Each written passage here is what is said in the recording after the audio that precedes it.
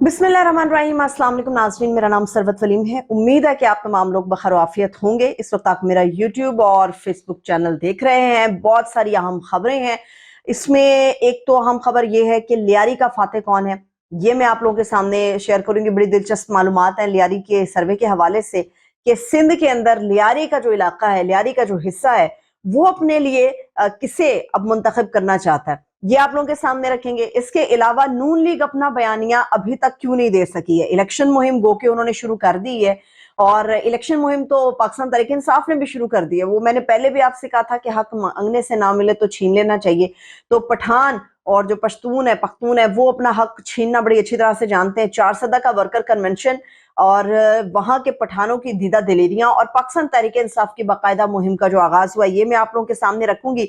इसके अलावा एक बड़ी ही दिलचस्प और मैं कहूंगी बड़ी ही जबरदस्त किस्म की इंफॉर्मेशन है जो कि शेयर किया है रिपोर्टर है रिजवान गुलजई साहब, नामवर आदमी है। और अलकादिर ट्रस्ट केस जिसके अंदर नैब ने अब गिरफ्तारी डाली है इमरान खान साहब की, वो और अलकादिर ट्रस्ट केस के अंदर जो बुशरा बीबी कोर्ट कचहरियां भुगतती फिर रही हैं, वो ये बड़ी अहम मालूमात उन्होंने शेयर की है। वो क्या लिखते हैं और जो ऑडिट रिपोर्ट उन्होंने शेयर की है वो कितनी दिलचस्प है। इमरान खान साहब के ऊपर बहुत बड़ा इल्जाम है। इमरान खान साहब के ऊपर जी इल्जाम है 60 अरब की करप्शन का। तो असल में अलकादिर ट्रस्ट की अमाउंट कितनी है, रकम कितनी है, और इतना बड़ा इल्जाम इमरान खान साहब के ऊपर क्यों आए, ये आप लोग के साथ हम शेयर करेंगे। इसके अलावा पंजाब लाहौर शहर के अंदर जो बड़ा ही अंदोनाक वाकया हुआ, मैं इसको अवॉइड करना चाह रही थी, मैं इस पे बात नहीं करना चाह रही थी। उसकी वजह यह थी कि बहुत सारी मालूमात आपके पास खबरों की जीनत बन चुकी थी, बहुत सारी मालूमात आप लोगों तक आ चुकी हुई थी। मगर अभी से कुछ देर पहले जो कोर्ट कचहरी के चक्कर हलाकतें जिस खानदान की हुई हैं, उनके जो सरबरा कोर्ट कचहरी के चक्कर लगा रहे हैं अपने वकील के साथ, वहां पर कितनी अफसोसनाक चीजें देखने में अदालत के अंदर, अदालत के कमरे के अंदर उन्मा हो रही हैं, ये मैं आज के इस व्लॉग में आप लोगों के साथ शेयर करूंगी। व्लॉग की तरफ बढ़ने से पहले आप लोगों से दरख्वास्त है कि जो लोग मुझे इस वक्त देख सुन रहे हैं, मेरे चैनल को सब्सक्राइब लाजमी किया करें, और जब भी आपको वीडियो पसंद आती है तो उसको लाइक, कमेंट और शेयर लाजमी कर दिया करें। तो बेल आइकन को जरूर दबाया करें, उससे ये होता है कि मेरा कोई भी व्लॉग आएगा तो वो आप लोगों के पास बजरिया नोटिफिकेशन पहुंच जाया करेगा। सबसे पहले तो मैं आप लोगों को बता दूं कि जी लाहौर शहर के अंदर क्या हुआ था।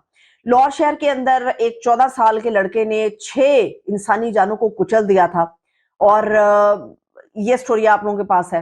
फिर आप लोगों को ये भी पता है कि ये जो बच्चा है अफनान, ये 8वीं क्लास का बच्चा है, ये भी आप लोगों को पता है। जो मेरे पास इंफॉर्मेशन है वो मैं कहूंगी कि बाइस शर्मिंदगी है।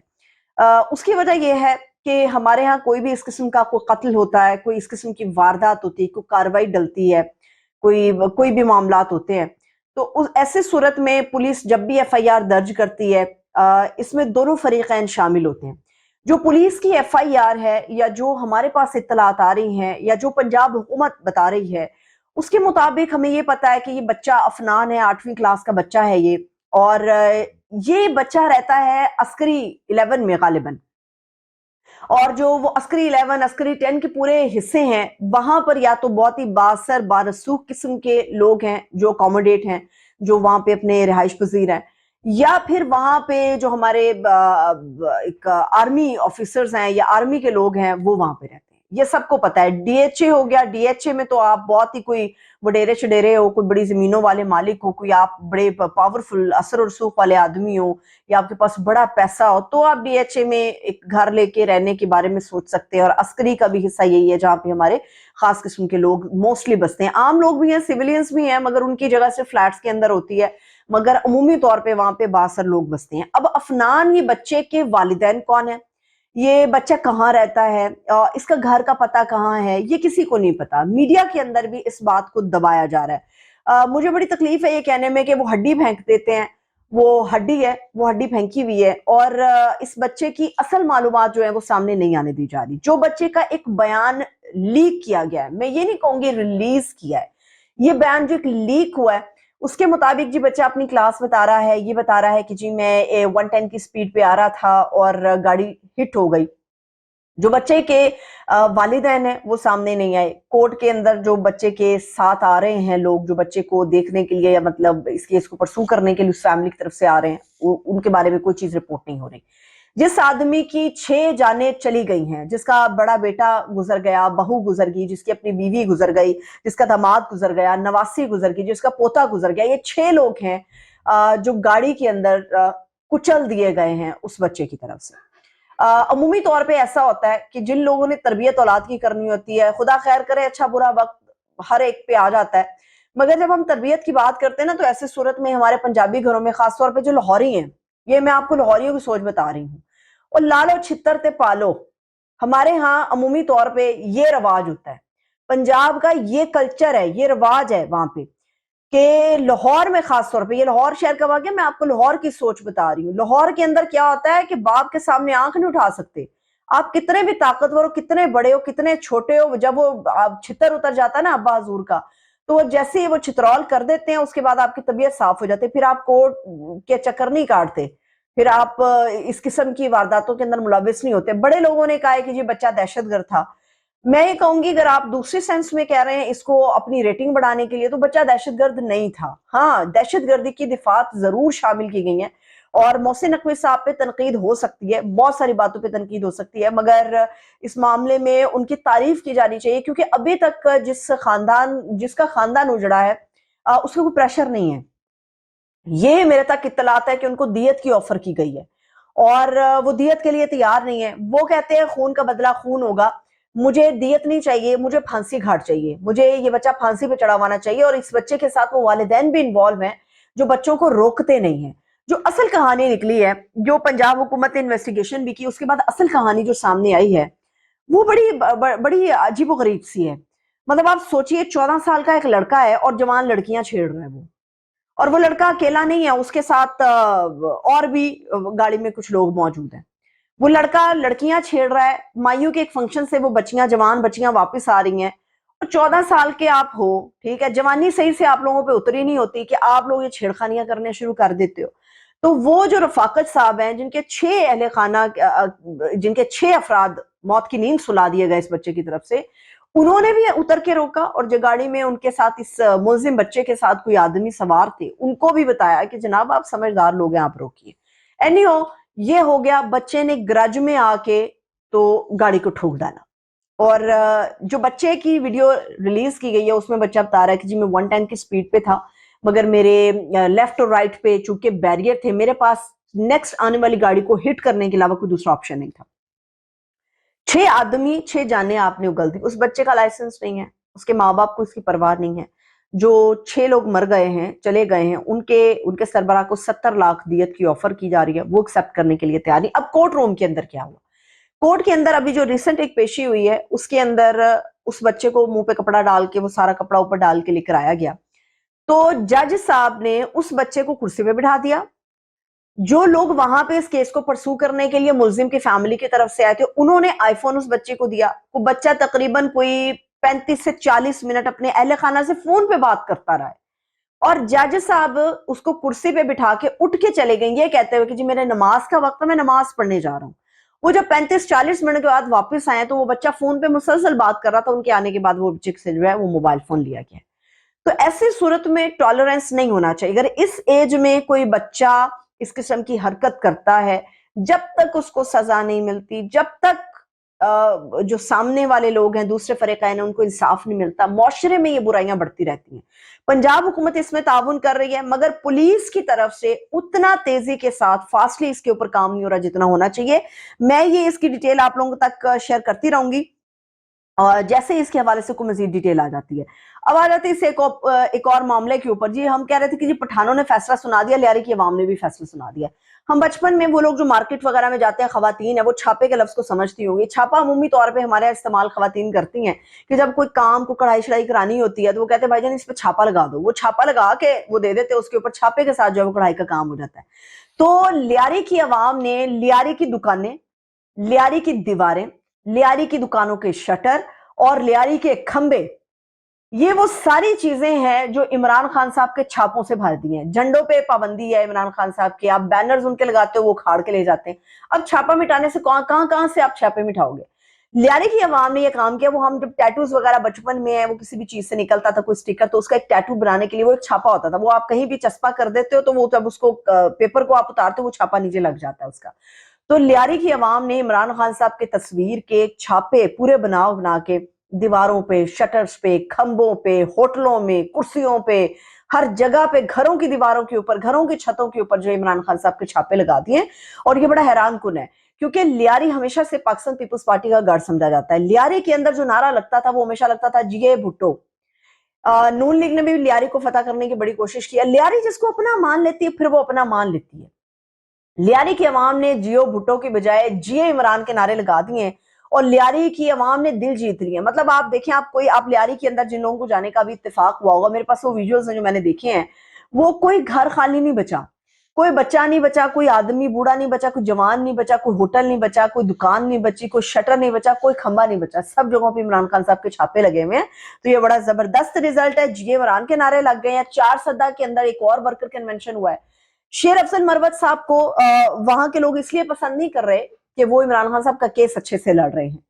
شیر افضل مروت صاحب کو اس لیے پسند کیا جا رہا ہے کیونکہ عمران خان کے وہ وکیل نہیں، وہ عمران خان کے سپاہی کے طور پہ خود کو اب ہر جگہ پہ متعارف کرا رہے ہیں. تو اب شیر افضل مروت صاحب نے ایک اور 4 کے اندر ورکر کنونشن کیا ہے. جو پہلا ورکر کنونشن ہوا تھا یہ اس سے بھی کہیں زیادہ بڑا ورکر کنونشن ہوا ہے. تو جو کے پی ہے وہ اپنے لیے سپیس اب نکال رہا ہے.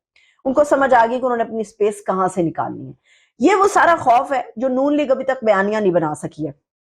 اور نون لیگ کی، حالانکہ مجھے اچھے سے پتا ہے، کچھ روز پہلے کی یہ خبر ہے کہ عرفان صدیقی صاحب نے کچھ کمیٹیاں بنائی تھی. ان کمیٹیوں سے کہا گیا تھا کہ جی آپ ایک منشور بنائیں گی. وہ منشور بھی نہیں نکل سکا کمیٹیوں کے اندر سے، بیانیہ بھی نہیں نکل سکا کمیٹیوں کے اندر سے، سوائے اس کے کہ بیانیے کی شکل میں جو نون لیگ نے باقاعدہ طور پہ آغاز کیا اپنی الیکشن مہم کا، اس کے اندر خواتین کو ٹارگٹ کر دیا نواز شریف صاحب نے. ابھی تک مکمل کیمپوں میں خاموشی ہے نون لیگ کے.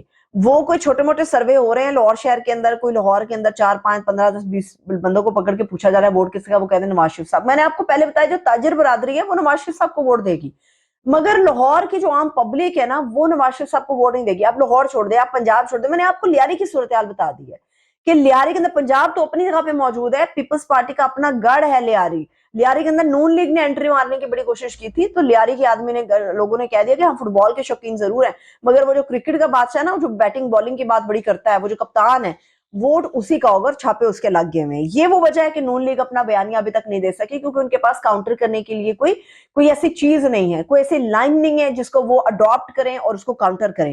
اور مجھے نہیں پتا کہ مجھے یہ کہنا چاہیے نہیں کہنا چاہیے، مگر جو ابھی تک کی اطلاعات ہیں اس کے مطابق جو خبریں سامنے آ رہی ہیں، میں اسے مصدقہ بھی نہیں کہوں گی، کیونکہ میرا خیال ہے یہ بالکل غلط ہو جائے گا کہ اگر آپ الیکشن کے اوپر اثر انداز ہونے کی کوشش کرتے ہو. ہم خود الیکشن مانگ رہے ہیں کہ جی 8 فروری کا الیکشن ہو، دودھ کا دودھ پانی کا پانی ہو، اور جو بھی برسر اقتدار آنا ہمیں پتا ہو کہ یہ عوام کے ووٹوں سے برسر اقتدار آیا ہے.